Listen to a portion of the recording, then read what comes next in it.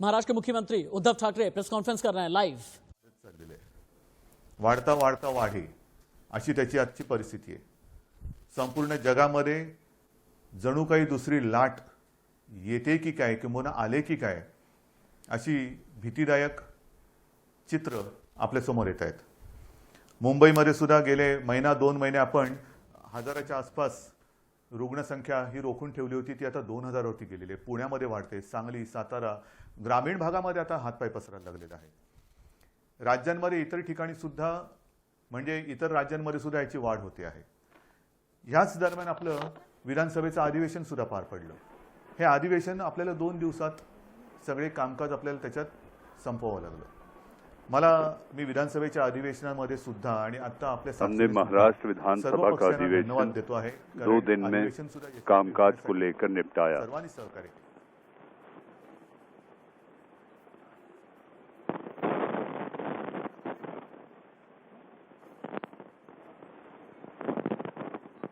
राजकारण पुन्हा सुरू करावं, केलंही असेल, करायला काही हरकत नाही।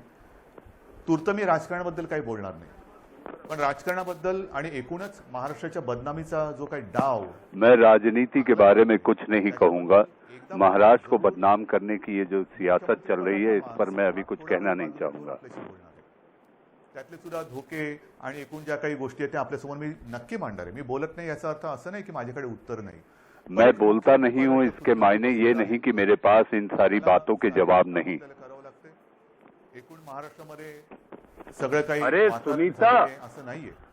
महाराष्ट्र सरकार याही प्रतिकूल परिस्थितीमध्ये, मग ते पूर्व विदर्भातील पूर परिस्थिती असेल, निसर्ग चक्रीवादळाचा फटका असेल, मधल्या काळात अघोषित एक वादळ मुंबईमध्ये येऊन गेलं म्हणजे निसर्गाचं, अशा अनेक गोष्टी पिछले कुछ दिनों में पण याही परिस्थिती निसर्ग ने भी, प्रकृति ने भी मुंबई पर ऐसी मार दी। आशीर्वादाने खंबीर पावलं टाकताय, यशस्वीपणाने पुढे चाललेलं आहे।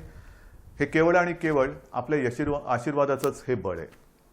आज मी काही गोष्टी आपल्याशी बोलणार आहेच, पण सुरुवात करताना मी कोरोना या विषयावरतीच बोलणार आहे। कारण कोरोनाचं संकट हे आता हळूहळू अक्राळ विक्राळ रूप धारण करेल की काय अशी एक जगभर चिंता व्यक्त केली जाते। WHO ह्या संस्थेने सांगितलेलं आहे की कदाचित ही पुढच्या अधिक भीषण संकटाची नांदी असू शकेल। घाबरण्याचं काम नाहीये, इसमें घबराने की जरूरत नहीं, लेकिन संयम बरतना जरूरी है। अगदी सुरुवातीच्या काळात मी आपल्याला बोललो होतो की तुम्ही खबरदारी घ्या। हमने शुरू में भी ये कहा था जब कोरोना का संकट आया था कि आप अपनी खुद की जवाबदारी टाकणार आहे। खबरदारी आणि जबाबदारी खुद के प्रति आप खुद जिम्मेदार रहें। काही गोष्टींची खबरदारी ही आम्ही घेणार आहोत, कुछ बातों की जिम्मेदारी हम लेंगे और कुछ की आपको लेनी होगी। सरकारी घेईल, काही जबाबदारी आपणही घ्यायची। मुख्य म्हणजे आपली जबाबदारी ही सबसे पहले कोरोना से लड़ने में खुद की ज्यादा संयम और एहतियात जरूरी होता है। मी महाराष्ट्रामध्ये येत्या 15 तारखेपासून जवळपास 1 महिनाभर एक मोहीम राबवतो आहे। आने वाली 15 तारीख से महाराष्ट्र में 1 महीने के लिए हम मुहिम चलाने वाले हैं। आपली भूमी मानतो तो प्रत्येक महाराष्ट्र प्रेमी नागरिक जात पात धर्म पक्ष राजकारण बाजूला ठेवून सहभागी झालेला मला पाहिजे, किंबहुना त्यांनी सहभागी व्हावं असं माझं आवाहन आहे। मुझे लगता है कि धर्म पंथ प्रांत सियासत छोड़ के इस मुहिम में सभी को शामिल होना होगा। माझी जबाबदारी, माझे कुटुंब माझी जबाबदारी, मेरा कुटुंब मेरी जबाबदारी इस मुहिम का नाम होगा। ही माझी जबाबदारी आहे। आता ही जबाबदारी ही महाराष्ट्रातील, मी जसं म्हटलं की प्रत्येक महाराष्ट्र प्रेमीची जबाबदारी आहे।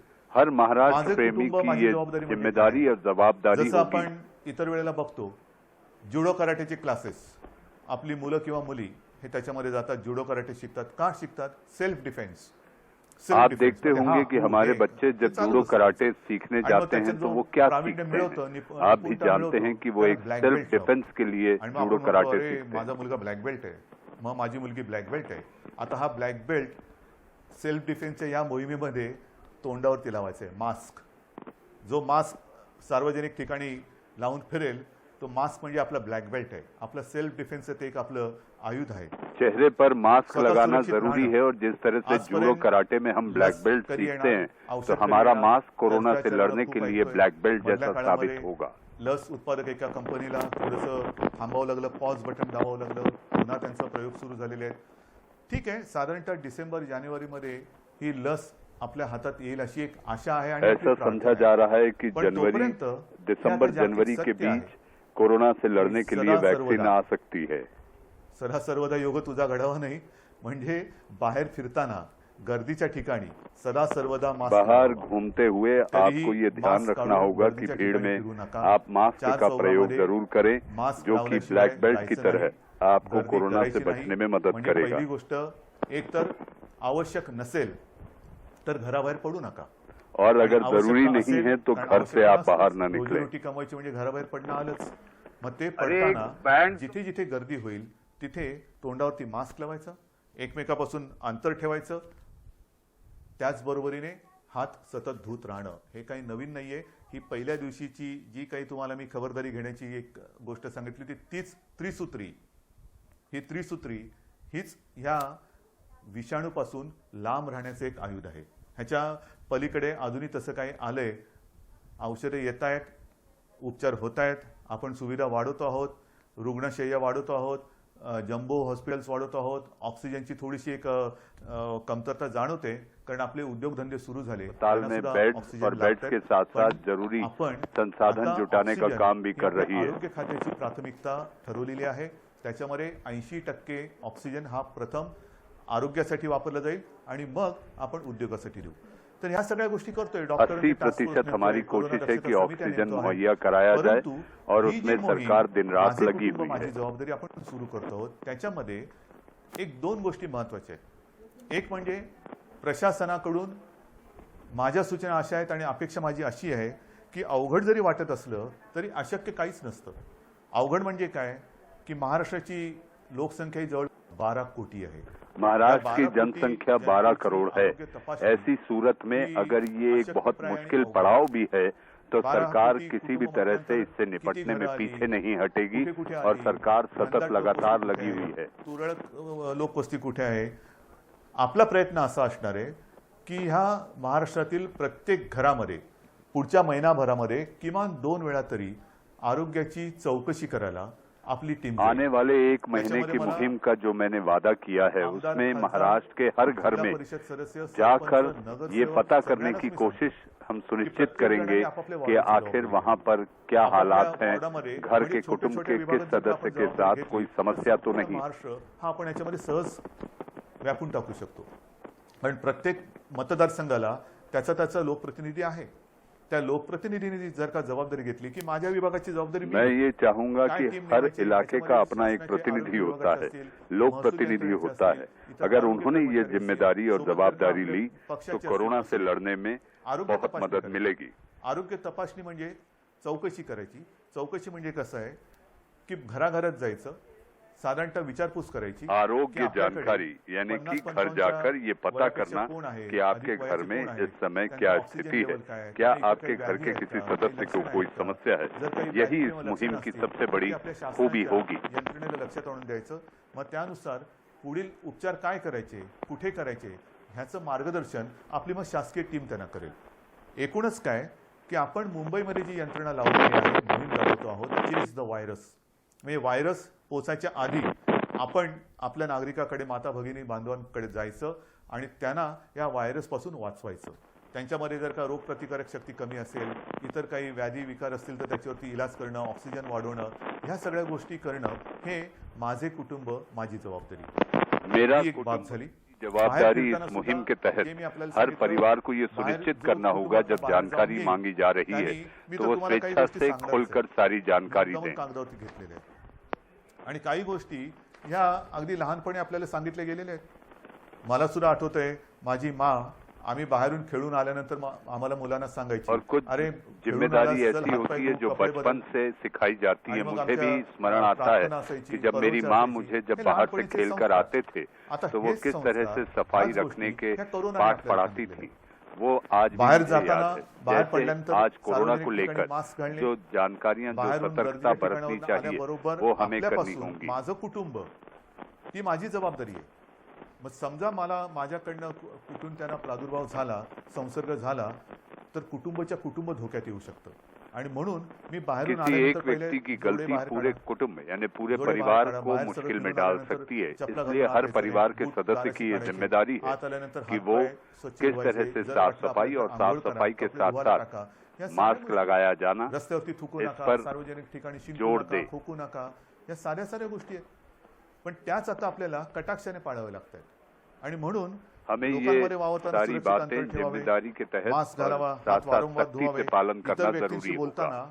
हे आणखीन एक महत्वाचं आहे, इतर व्यक्तींशी बोलताना फेस टू फेस, काय मी त्याच्या तोंडावरती बोललो, त्या तोंडावरती नका बोलू। जब हम सामने जरा किसी व्यक्ति से समोर बात समोर कर रहे बोलण्याचं हैं तो टाळायचं फेस टू आहे फेस यानी कि आणि चेहरे से चेहरे मिलाकर बोलताना जब हम जरा बात करें face तो to face मास्क न लगा हो बोलणं ये अधिक सुनिश्चित चांगलं। करना जरूरी त्याच्यानंतर होगा। ऑनलाईन खरेदीवरती भर द्यायचं, जिथे जिथे सुपर मार्केट असतील किंवा काही सार्वजनिक बाजार कोशिश असतील, ये की तिथे जाए कि गर्दी ऑनलाइन नसलेल्या खरीदी वेळी की जावे, जाए, गर्दी करू नये, मॉल में जाकर दुकानातील भीड़ न वस्तूंच्या लगाई जाए, सॅम्पलला कारण नसताना हात लावू नये, सार्वजनिक एहतियात की सारी वाहनातून, जानकारी म्हणजे देते शहरामध्ये महाराष्ट्र के आपण आता मुख्यमंत्री बसेस सुरू केलेल्या आहेत, उद्धव ठाकरे लोकल सुद्धा काही वर्गांसाठी सुरू केलेले आहेत। कोरोना आणखी से काही लड़ने को त्याच्यात लेकर वाढवतो महाराष्ट्र आहोत, सरकार वाढवतो आहोत। 1 महीने की 15 तारीख से मुहिम चला रही है और उस मुहिम के बारे में जानकारी देते सार्वजनिक वाहनात असाल तर बोलू नका, शक्यतो महाराष्ट्र के मुख्यमंत्री उद्धव ठाकरे इंडिया न्यूज पर बैठक मराठी में कह रहे उद्धव ठाकरे का हिंदी अनुवाद आप सुन रहे हैं। पण त्यांना कल्पना हे माझ्यावरती जे आरोप करतायत ते जिथे गेलेले नाहीत, तिथे दुर्गम भागात मी व्हिडिओच्या माध्यमातून जाऊन येतो, फिरतो, तिथे मी सूचना देतो, जिथे तुम्ही पोहोचू शकत नाहीत, गेलेला नाहीत, तिथे मी जातोय, मी बोलतोय, कसा या तंत्रज्ञानाच्या माध्यमातून।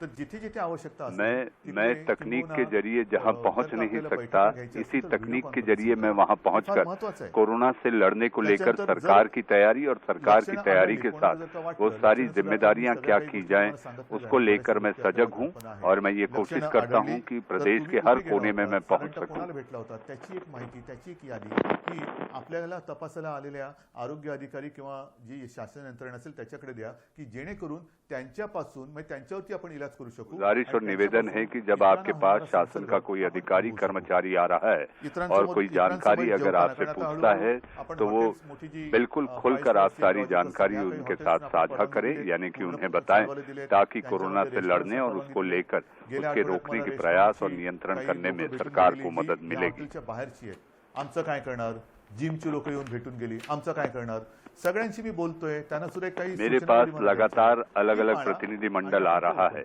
कि ये चीजें शुरू की जाएं। समवेत जेवताना समोरासमोर बसू नका। मैं हर एक से मिल रहा हूं, हर एक से बातचीत कर रहा हूं। कोरोना वायरस अपने आप में बहुत खतरनाक वायरस है। समोर नसेल, बाजूला असेल तर तो जर का दुर्दैवाने कोण त्याच्यात संसर्गजन्य असेल, झालेला असेल, संसर्ग झालेला असेल, संसर्ग बाधित, तर त्याच्यापासून दुसऱ्याला संसर्ग होणार नाही। जेवणातील पदार्थ इतरांना वाटताना मोठ्या बाउल्समध्ये न घेता छोट्या छोट्या वाळ्याच्यात घ्या, हे आहे। नंतर काही ठिकाणी आपण बघतो सार्वजनिक शौचालय असतील, त्याची स्वच्छता आणि निर्जंतुकीकरण तर हे आपण करतोच आहोत, करावं लागतच आहे, करावं लागणारच आहे।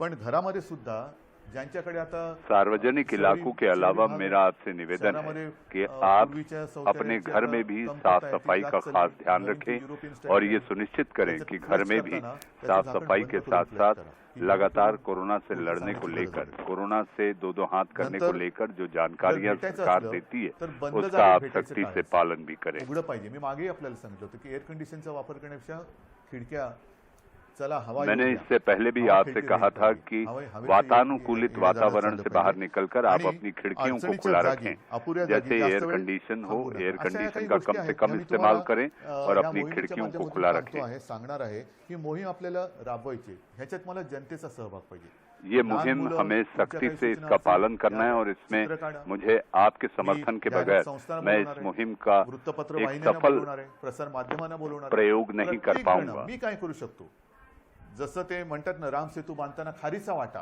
प्रत्येकाने खारीचा वाटा सिंहाचा घ्यायचा तर सिंहाचा घ्या, खारीचा घ्यायचा खारीचा घ्या, पण इसमें हर एक का सहभाग बहुत जरूरी है। जिस तरह से राम सेतु के निर्माण में हर किसी ने आकर उस सेतु का निर्माण किया था, अपना अपना योगदान दिया था। ये एक युद्ध है, ये एक युद्ध में अगर सब सारे सहभागी होंगे तो इसमें विजय सुनिश्चित है। आजपर्यंत आपण हे युद्ध घरी बसून लढत होतो. आता आज तक हम घर बैठकर ये युद्ध लड़ रहे थे. उघड करत चालू असताना अजून मी हम एक एक कर सारी चीजों को अनलॉक कर रहे हैं. व्हायरस वाढतो आहे. ऐसे में ये वायरस का संक्रमण बढ़ता जा रहा है करायची वेळ येऊ और नये इससे निपटना भी हीच जरूरी अपेक्षा है. पण यानी जर ह्या जान गोष्टी भी, तुम्ही जहान कटाक्षाने भी. पाळणार असाल तर अजूनही मला काही ठिकाणी दिसतंय, मी येता जाताना बघतो हळूहळू मुंबईमध्ये सुद्धा शिथिलता यायला लागलेली आहे. मैं आते जाते सड़क पर ये देखता हूँ कि किस तरह से लोग कई बार इस चीज के सख्ती से पालन करने से बचते हैं. काढलेले असतात. अनेक जण एकटे जेव्हा धावत असतात तेव्हा तोंडावरती मास्क असतात आणि मित्र भेटल्यानंतर जवळ जाऊन मास्क काढून बोलतात. मैं ये भी देखता हूँ कि जब अकेले होते हैं तो मास्क लगा लेते हैं, लेकिन अगर कोई मिल जाता है तो मास्क उतार कर बात करते हैं. तर नाही. तो इससे आपको बचना होगा. जब किसी से भी आप संपर्क में रहें तो मास्क को ब्लैक बेल्ट, यानी कि जैसा मैंने उदाहरण दिया था, जुडो कराटे में ब्लैक बेल्ट जरूरी होता है, मास्क ब्लैक बेल्ट है. जर एखाद्या ठिकाणी दुकानात किंवा कुठे गर्दी झाली, त्यांचे कॅमेरे ऑन असतात, ताबडतोब ते दुकान बंद. बसमध्ये सुद्धा किंवा मेट्रोमध्ये सुद्धा गर्दी झाली, ताबडतोब तिकडे ती कारवाई केली जाते. तर ह्या काही गोष्टी ह्या कायद्याने सरकार की तरफ से कोशिश हो रही है, जहां भी भीड़ होती है तुरंत उस पर नियंत्रण करने के लिए यंत्रणा लग जाती है. आपण करू शकतो. बस हो, पण हे कायदे मेट्रो हो, काही ठिकाणी आपल्याला जरूर करावे लागणार. जर का मास्क घातला नाही दंड कुछ करावा लागणार. ऐसे गर्दी झाली ऐसे सार्वजनिक थोड़ी सी स्थल कार्रवाई है करावी लागणार. जहाँ पर इस तर चीज का सख्ती से अंगवळणी या पालन गोष्टी करना पडेपर्यंत और सरकार का थोडंफार कराना, आपल्याला ये या दोनों जरूरी हो गोष्टी जाता है. समजून घ्याव्या लागतील. शिथिलता आपल्या वागण्यात येता कामा नये. आयुष्यामध्ये हे संकट हे कदाचित जगावरचं पहिलं महाभयानक संकट असेल आणि त्याचा सामना जीवन में इससे बड़ा संकट. कंगना को लेकर के कुछ बोलेंगे, नेवी ऑफिसर की पिटाई को लेकर के कुछ बोलेंगे. एक बार फिर से उद्धव को लाइव सुनते हैं. त्याच्यासाठी वेगळं काही आणखीन करता येते का ते बघतोय. त्यांना वाहनं उपलब्ध करून द्यायची, बाजारपेठ उपलब्ध करून द्यायची, कोणत्या बाजारात कसली मागणी आहे त्याच्याप्रमाणे तो त्याचा माल तिकडे नेऊन विकायला त्याला आपण मदत करणार आहोत. अशा अनेक गोष्टी आपण शेतकऱ्यांसाठी करतोय. आपल्या राज्यातला शेतकरी ह्या कर्जबाजारी यापुढे राहता कामा नये. स्वतःच्या पायावरती अभिमानाने तो बोलला पाहिजे की मी माझ्या महाराष्ट्रातला शेतकरी आहे. आणि ही जी आताची कोरोनाची एक लाट येते, लाटेमागून लाट, ह्याच्यामध्ये असं म्हटलं जातं की अनेक देशांमध्ये भूकबळी जाण्याची शक्यता आहे. भूकबळी म्हणजे त्या देशांमध्ये शेती जिथे होत नाही तिथे त्यांना अन्नधान्य हे बाहेरून आणावं लागतं. हा आपला देश हिंदुस्थान हा तर कृषीप्रधान देश आहे आणि हमारा हिंदुस्तान देश कृषि प्रधान देश सगळ्यात है. प्रगत प्रयोगशील राज्य आहे. ऐसे में महाराष्ट्र प्रगतिशील राज्य है. सुधारणा, आधुनिकीकरण हे महाराष्ट्राचा स्थायी भाव आहे आणि म्हणून मला शेतीमध्ये सुद्धा ही आधुनिकीकरण के जरिए तुमच्या सहाय्याने हम किसानों हे के सगळं लिए झालं. भी आतापर्यंत तुमच्याशी मी बोललो. त्याच्यानंतर कुछ बदलाव हे मी और तुम्हाला प्रयोग सांगितलं करना की चाहते हैं. मग एक विषय येत आहेत. गेल्या आठवड्यात अचानक असाच विषय समोर आलेला आहे, तो मराठा आरक्षणाचा. मराठा आरक्षण खरं म्हणजे हा विषय अशा पद्धतीने येण्याची काही आवश्यकता नव्हती. आपण महाराष्ट्र राज्याने सर्व पक्षाने म्हणजे त्याही वेळेला सत्तेमध्ये शिवसेना होतीच, भारतीय जनता महाराष्ट्र को प्रगतिशील राज्य बने रहने में सारे सत्ता के सारे दलों को एक साथ होकर महाराष्ट्र के विकास, तर विधिमंडळातील सर्व पक्षांनी सभी पक्षों को, सभी राजनीतिक दलों को साथ मिलकर काम करना होगा. त्याला न्याय देण्यासाठी मराठा आरक्षणाचा निर्णय घेतला, सर्व पक्षांनी घेतला. हमने भी जब हम बहुमताने घेतला नाही, एक सरकार में नहीं थे तब भी आपण तो हमने मराठा आरक्षण को लेकर उच्च न्यायालयात उन्हें न्याय मिले इसको लेकर सारे दलों के साथ खड़े होकर हमने दिलं गेलं. ती लढाई आपण लढतो आहोत. ही लढाई लढताना पहिल्या सरकारने जे वकील दिले त्याच्यात कोणी आपण बदलले नाही. देशातील जे हमने अभी भी इस लड़ाई में कभी भी ऐसे कोई बदलाव नहीं किए, बल्कि सरकार बदल गई लेकिन वो सारी चीजें जो वकील उसमें लगे थे वो वकील अब भी जारी हैं. वो लगातार इस लड़ाई को आगे बढ़ा रहे हैं. संस्था काही व्यक्ती या केसमध्ये त्याच्यात त्याने इंटरव्हेन केलं. त्यांनी देखील त्यांच्या परीने त्यांच्या पसंतीचे वकील याच्यात दिले. एकूण काय की कुठेही आपण कोर्टामध्ये आर्ग्युमेंट करायला कमी पडलेलो नाही, अजिबात नाही. आपली मागणी सर्वोच्च न्यायालयात काय होती की जसं देशातील इतर राज्यांमध्ये आरक्षणाचा प्रश्न, आरक्षण को लेकर हमारी अदालत में ये अपील थी कि अन्य राज्यों में जिस तरह से वहां पर न्यायाधीशांच्या बेंच समोर जशी जिस अंदाज में आरक्षण को लेकर मांडले जात आहेत उससे डील किया जाता है, जिस तरह से माना जाता है, वही मान्यता के तहत ही आपली गोष्ट सर्वोच्च महाराष्ट्र में भी नक्कीच मानली. मराठा आरक्षण को लेकर धन्यवाद देतोय. पण ती हमने अपनी बात रखी. अनपेक्षितपणे अनाकलनीय पद्धतीने त्यांनी आपण आरक्षण जे दिलेलं आहे त्याच्या अंमलबजावणीसाठी अंतरिम स्थगिती दिली। इतर राज्यात कुठे दिलंय का? हे उघड आहे, जिथे असेल तिथे असेल, नसेल तिथे नसेल। पण हमने मराठा आरक्षण को लेकर जो भी बेहतर किया जा सकता था किसी अन्य राज्य ने कभी जो नहीं किया होगा वो हमने अपने राज्य में किया दिली गेलेली आहे, पण ती देताना ज्या स्थगितीची गरज नव्हती ती स्थगिती दिली। ह्याच्या विरुद्ध आता संपूर्ण आपण चर्चा करतो। 2 दिवसापूर्वी मी ह्या विषयामध्ये ज्या ज्या संस्था व्यक्ती सहभागी आहेत 2 दिन पहले इससे संबंधित जो लोग जो संस्थाएं इसमें शामिल केसच्या सुनावणीच्या वेळेला सुद्धा मी स्वतः एक किमान 2-4 वेळा तरी व्हिडिओच्या माध्यमातून अशोकराव चव्हाण असतील, आपले मैं लगातार विजय वडेट्टीवार, अलग अलग राजनीतिक दलों के बाळासाहेब थोरात आहेत, खासकर कांग्रेस के अशोक चौहान, विजय वडेट्टीवार, बाला साहब थोरात, इनसे मैंने वीडियो कॉन्फ्रेंसिंग के जरिए भी बात की। आणि ज्येष्ठ विधी तज्ञांची चर्चा करत मैं लगातार अधिवक्ताओं से भी इस मामले में जो कि वरिष्ठ वकील हैं राज्य के, उनसे भी लगातार चर्चा और बातचीत करता तरी हा रहा। निकाल आला। आता सुद्धा 2 दिवसापूर्वी आपण ही बैठक घेतली। काल सुद्धा अशोकरावांनी आणि इतर मंत्र्यांनी ज्येष्ठ विधी तज्ञ जे आहेत, मुकुल रोहतगी आहेत, आणखीन सगळे आपले वकील आहेत, त्यांच्यासोबत एक व्हिडिओ कॉन्फरन्स केली। आपल्याशी बोलल्यानंतर पुन्हा मी त्या बैठकीला आता जाणार आहे। उद्या परत काही बैठक होईल। एकूण काय की सर्वांची मतं लक्षात घेऊन पुढे काय करायचं, जोपर्यंत ह्याचा निकाल लागत नाही तोपर्यंत इस मामले को लेकर लगातार बातचीत जारी रखनी होगी जब तक इस पर निर्णय नहीं आ जाता, और इसमें हम लगे हुए हैं। और लगातार जिस तरह से मुकुल रोहतगी से अशोक चौहान ने जो बात की है और मेरी अशोक चौहान के साथ जो बात और अलग अलग नेताओं के साथ हो रही येऊ है, शकले नाही कारण ते बिहारला गेले होते आणि त्यांनी मला सांगितलं की कोणतेही राजकारण न करता उद्धवजी आम्ही या समाजाच्या मागणीसाठी सरकार सोबत आहोत। तर मला देवेंद्र फडणवीस जो बिहार गए थे उन्होंने भी मुझे ये आश्वासन दिया है कि सियासत न करते हुए इस मुद्दे पर हम सब साथ हैं। अन्याय विरुद्ध लढा, आंदोलन जरूर करा, काही हरकत नाही। अन्याय के खिलाफ आंदोलन जर होने सरकार चाहिए। दाद देत नसेल तेव्हा इथे तर सरकार आपलं आहे, सरकारने निर्णय घेतलेला आहे, मग लढाई कोणाशी? सरकार ने पहले ही इस पर निर्णय ले लिया है। आपण आपला सरकार आपकी उद्रेक है, किंवा उद्वेग जो काय आहे तो फिर लढाई कैसी? तो रस्त्यावरती आणायचा। आपण एकत्र आहोत, तुमच्या मागण्यांना आपण न्याय दिलेला आहे, त्याला आव्हान दिलं गेल्यानंतर ही राज्य सरकार ही तुमची बाजू हिरारीने, जिद्दीने, चिकाटीने, चिवटपणाने आणि वेळप्रसंगी आक्रमकपणे ही न्यायालयासमोर मांडते आहे। सरकार तुमच्यासाठी मांग को सरकार तुमच्या सगळ्यांच्या सूचना पूरी ताकत के साथ विचार करून मानते हुए अदालत में भी आता मी काय काय काढू शकतो त्याच्यावरती मी बोलत नाही, कारण पुन्हा मी काय बोललो तर या केसवरती त्याचा दुष्परिणाम होईल। मैं क्या क्या कर रहा हूँ ये मैं अभी कहना नहीं चाहूंगा क्योंकि ये मसला, ये मामला अदालत में विचाराधीन है। आपल्याला पहिला एक दिलासादायक मार्ग काय घेता येईल तो सुद्धा आम्ही विचार करतो आहे, आणि तो केल्यानंतर पुन्हा कोर्टात तर जातोच आहोत, कारण मोठ्या बेंच समोर तर जायचंच आहे आपल्याला। हा निकाल तर आपल्या बाजूनी लागावा ह्याच्यासाठी आपल्याला कायदेशीर लढाई ये निर्णय, ये फैसला हमारे पक्ष में आए, इसको लेकर हम प्रयत्नशील हैं और सर्वोच्च अदालत तक अगर जाना पड़े तो हम पहुंचेंगे और इस पर चर्चा और अपनी लड़ाई जारी रखेंगे। सरकारने निर्णय घेतलेला आहे, हा निर्णय आपको मैं ये विश्वास दिलाता हूं कि सरकार आपके साथ है। सरकार ने ये फैसला लिया है और इस फैसले में, इस आंदोलन में ज्याची खरंच आवश्यकता नाही ती इस तरह के कोई भी आंदोलन की जरूरत नहीं, इतना मैं आपको आश्वस्त करता हूं क्योंकि सरकार आपके साथ है और इस फैसले पर सरकार अडिग है कि इसमें आपको यानी कि आरक्षण को लेकर आपको न्याय मिले। इस पर सरकार आपण एकजुटीने आजपर्यंत जे काही वाटचाल समर्पण के साथ आपके मसले को अदालत के सामने रख भी रही है।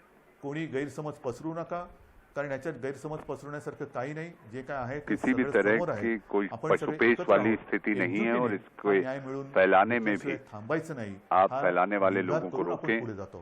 म्हणून महाराष्ट्रातील तमाम जनतेला मी पुन्हा एकदा विनंती महाराष्ट्र की संपूर्ण जनता को कोरोनाचं संकट, या मैं संकटामध्ये निवेदन करना चाहता हूं कि कोरोना का संकट एक बड़ा संकट है। घ्यावं लागणार आहे। गावोगावी ज्या वेळेला ही पथकं येतील तेव्हा आपण स्वतःहून त्यांना सहकार्य करा, कोणी घाबरण्याचं कारण नाही। आप सरकारी कर्मचारी अधिकारियों की जरी मदद औषध करें, नसलं इससे तरी घबराने की वेळेमध्ये जर जरूरत का नहीं। लक्षात ये आलं बहुत बड़ा युद्ध तर है अनेक जण हे बरे होऊन सुखरूप घरी गेलेले आहेत, जात आहेत। और रोजचा इसमें आकडा हा ऐसे भी पुरेसा प्रमाण हैं पुरता कि आहे, कई लोग पण इस हे कोरोना संकट संक्रमण वाढतंय, की लड़ाई हे में सुद्धा तितकंच खरं। ठीक या होकर अपने संकटाचा घर भी सामना गए। करण्यासाठी ज्या सूचना आजपर्यंत सरकार म्हणून आम्ही आपल्याला करत आलो, त्या सूचनांचं जसं पालन केलं तसं आप याही पुढे सूचनाओं का तुम्ही करा पालन करें जो आणि ह्या सरकार लगातार आप तक युद्धात पहुंचाती रही है। आपण निर्णायक विजय मिळवू हा आत्मविश्वास व्यक्त करून तूर्त मी आपली रजा घेतो। जय हिंद। मैं आपसे जय इतना महाराष्ट्र। कहकर विदा लेता हूं। महाराष्ट्र के मुख्यमंत्री उद्धव ठाकरे विवादित मसलों से बचते हुए, चाहे वो नेवी अफसर की बात हो,